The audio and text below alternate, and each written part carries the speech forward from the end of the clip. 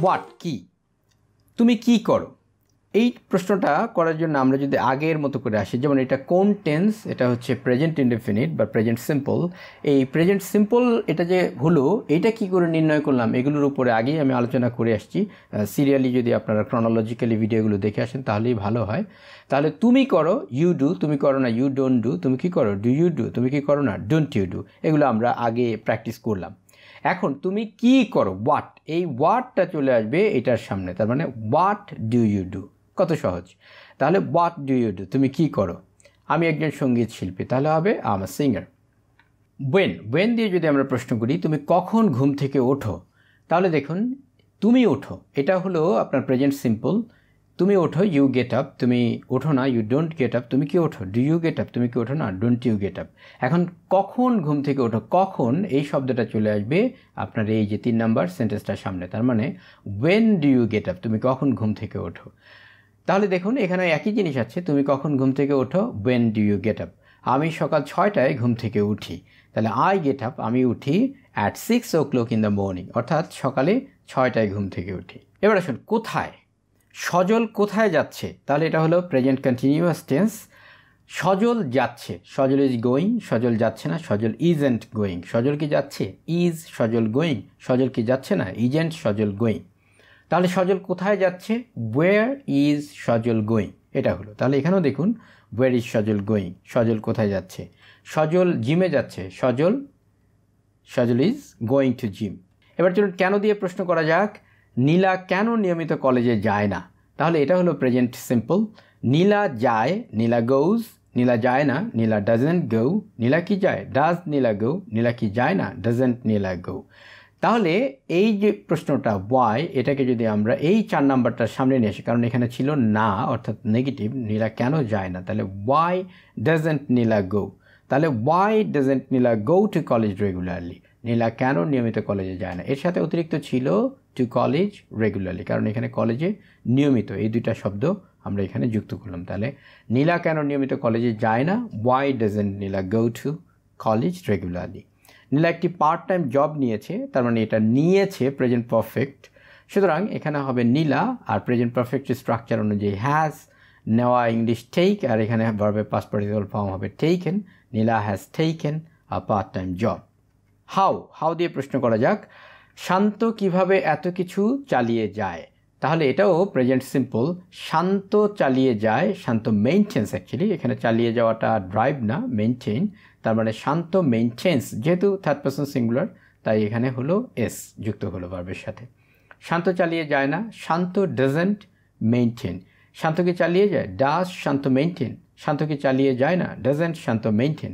তাহলে কিভাবে শান্ত চালিয়ে যায়, তার মানে এখানে হবে হাউ ডাজ শান্ত মেইনটেইন, তারপরে এত কিছু চালিয়ে যায়, সো মেনি থিংস টুগেদার। এখন একটা প্রশ্ন হতে পারে, এখানে তো একসাথে কথাটা ছিল না, তাহলে টুগেদার শব্দটা এখানে কোথা থেকে আসলো। আসলে বাংলা থেকে হুবাহু ইংরেজি করাটা আসলে যায় না, আমরা এই পর্যন্ত রাখলে হতো, যেমন ধরুন how does Shanto maintain so many things, কিন্তু এই কথাটা আসলে ন্যাচারাল ইংরেজি শোনায় না। যদি আমরা টুগেদার শব্দটাকে ব্যবহার করি তাহলে সেটা অনেক ন্যাচারাল শোনায়, যেমন how does Shanto maintain so many things together, তার মানে এটা অনেকটা ন্যাচারাল ইংরেজি আসে। এখন প্রশ্ন হতে পারে যে এই ন্যাচারাল ইংলিশটা আমি কি করে বুঝবো, যারা বিগিনার আছেন।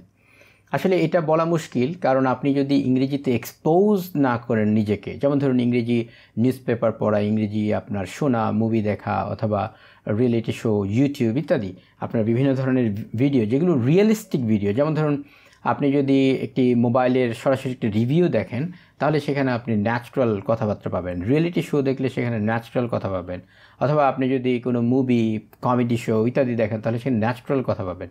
আর শুধুমাত্র আপনার গ্রামারের টিউটোরিয়াল বা ইংলিশ লার্নিংয়ের টিউটোরিয়াল দেখলে কিন্তু আপনি ন্যাচারাল ইংলিশগুলো বা কনভারসেশনগুলো পাবেন না। তো সুতরাং এটাকে ন্যাচারাল করার জন্যই এখানে টুগেদার শব্দটা ব্যবহার করা হয়েছে। যাই হোক, উত্তরে আসছে হা হা হা, কারণ সে শান্ত। আচ্ছা, এখানে শান্ত বলতে কিন্তু তার নাম বোঝানো হচ্ছে না, বোঝানো হচ্ছে সে অনেক আপনার চুপচাপ বা খুবই শান্তশিষ্ট মানুষ, সেটা বোঝানো হচ্ছে। সুতরাং উত্তরটা হলো হা হা হা, বিকজ হি ইজ কাম। এবার চলুন হোম দিয়ে প্রশ্ন করা যাক, তুমি কাকে সবচেয়ে বেশি ভালোবাসো, তাহলে তুমি ভালোবাসো এটা হলো আপনার প্রেজেন্ট সিম্পল। সুতরাং তুমি ভালোবাসো, ইউ লাভ। তুমি ভালোবাসো না, ইউ ডোন্ট লাভ। তুমি কি ভালোবাসো, ডু ইউ লাভ। তুমি কি ভালোবাসো না, ডোন্ট ইউ লাভ। এবার তুমি কাকে সবচেয়ে বেশি ভালোবাসো, কাকে ভালোবাসো, তাহলে হোম ডু ইউ লাভ, সবচেয়ে বেশি, মোস্ট। তার মানে তুমি কাকে সবচেয়ে বেশি ভালোবাসো, whom do you like most বা whom do you love most. আমি আমার মাকে সবচেয়ে বেশি ভালোবাসি কারণ তিনিই আমার পৃথিবী, তাহলে I love my mother most because she is my world. এটাও প্রেজেন্ট সিম্পল, সুতরাং আমরা এই অনুযায়ী করলাম।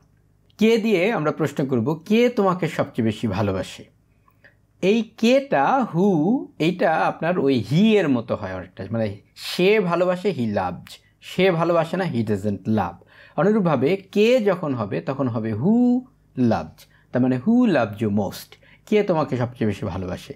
নিঃসন্দেহে আমার মা, তবে আমার বাবাও আমাকে অনেক ভালোবাসেন। আনডাউটেডলি মাই মাদার, মানে নিঃসন্দেহে আমার মা।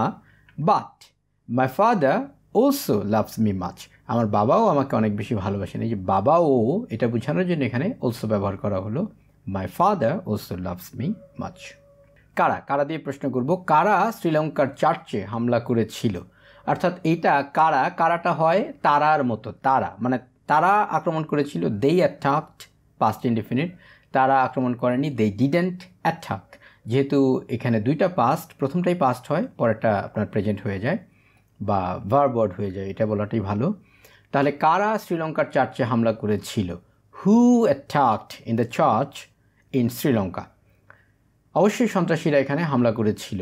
অফকোর্স, অবশ্যই সন্ত্রাসীরা হামলা করেছিল, এটা past simple. Terrorists attacked here.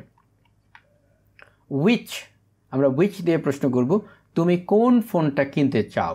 এখানে একটা জিনিস বলবো আপনাদেরকে, এটা খুবই কাজের, আমাদের অনেক জায়গাতে এটা কাজে লাগবে। এটা খুবই কাজের, মানে বলে শেষ করা যাবে না এটা কত কাজের। পরবর্তীতে যখন আমরা বড় বড় সেন্টেন্স করতে যাব তখন আমরা দেখব যে এই দুইটা কথা কি পরিমাণ কাজে লাগে। আমি আগেও আপনার রাইট ফর্ম অফ ভার্বে মেবি এই কথাটা বলেছিলাম। টু ডু মানে করতে, আর ডুইং মানে হচ্ছে করে। মনে রাখা খুবই সহজ, কিন্তু এটা খুবই কাজের। টু ডু মানে করতে, ডুইং মানে করে। আবার বলছি, টু ডু মানে করতে, ডুইং মানে করে। আপনারা এই জিনিসটা একটু কাইন্ডলি মনে রাখবেন। তাহলে তুমি কিনতে চাও, তুমি চাও, ইউ ওয়ান্ট। কিনতে, টু বাই। এই যে দেখুন, কিনতে, টু বাই, অর্থাৎ করতে, টু ডু, টু বাই মানে হলো কিনতে। তাহলে তুমি কিনতে চাও, ইউ ওয়ান্ট টু বাই। তুমি কিনতে চাও না, you don't want to buy. তুমি কি কিনতে চাও, do you want to buy. তুমি কি কিনতে চাও না, don't you want to buy. আচ্ছা, তাহলে এবারে উইচ শব্দটাকে আমরা নিয়ে আসলাম এই 3 নম্বর সেন্টেন্সটার সামনে। তুমি কোন ফোনটা কিনতে চাও, তাহলে উইচ ফোন, তারপরে do you want to buy. তাহলে আমরা এটাকে এভাবে বলতে পারি, which phone do you wanna by.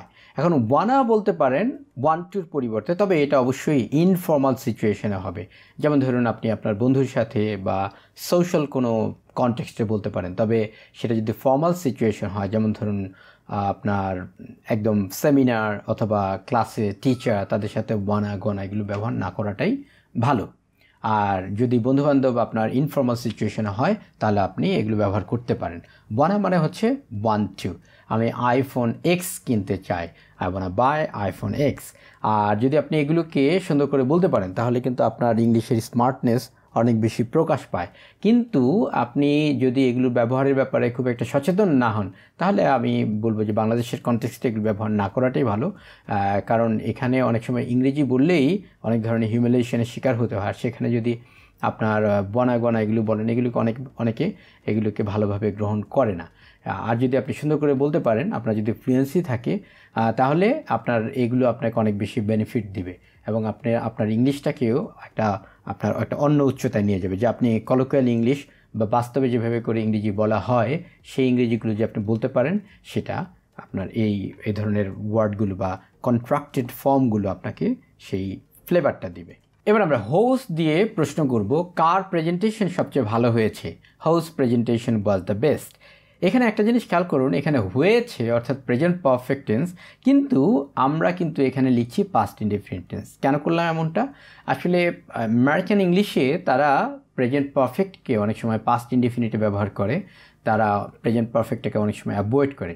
তবে ব্রিটিশরা কিন্তু এই ক্ষেত্রে আবার প্রেজেন্ট পারফেক্টকে পারফেক্টই ব্যবহার করে, পাস্ট ইনডিফিনিটে ব্যবহার করে না। তো এখানে আমরা প্রেজেন্ট পারফেক্ট টেন্সে যদি করতাম তাহলে বিষয়টা আসতে এরকম, whose presentation has been the best. তাহলে আর আমরা যদি এভাবে বলি whose presentation has been the best, আরেকভাবে যদি বলি whose presentation was the best, আপনার কাছে কোনটা বলতে ইজি হচ্ছে, মুখে সাবলীলভাবে চলে আসছে? নিঃসন্দেহে ওয়াজ দ্য বেস্ট। তাহলে আমরা এই জন্য এখানে যেটা আসলে কলোকিয়াল, যেটা আসলে বাস্তবে ব্যবহৃত হয়, যেভাবে ব্যবহৃত হয়, জোর করে গ্রামাটিক্যালি আসলে কারেক্ট করার কোনো দরকার নাই, কারণ সেটা স্পোকেনের ক্ষেত্রে খুবই বেমানান মনে হবে। সুতরাং আমরা এখানে প্রেজেন্ট পারফেক্ট টেন্সটা বাংলায় হলেও আমরা ইংরেজি করার সময় সেটাকে পাস্ট ইনডেফিনিট ধরে করছি। লাইলার প্রেজেন্টেশন সবচেয়ে ভালো হয়েছে, লাইলাস প্রেজেন্টেশন ওয়াজ দ্য বেস্ট। এখানেও প্রেজেন্ট পারফেক্ট টেন্স, কিন্তু আমরা করছি এখানে পাস্ট ইনডেফিনিট ধরে।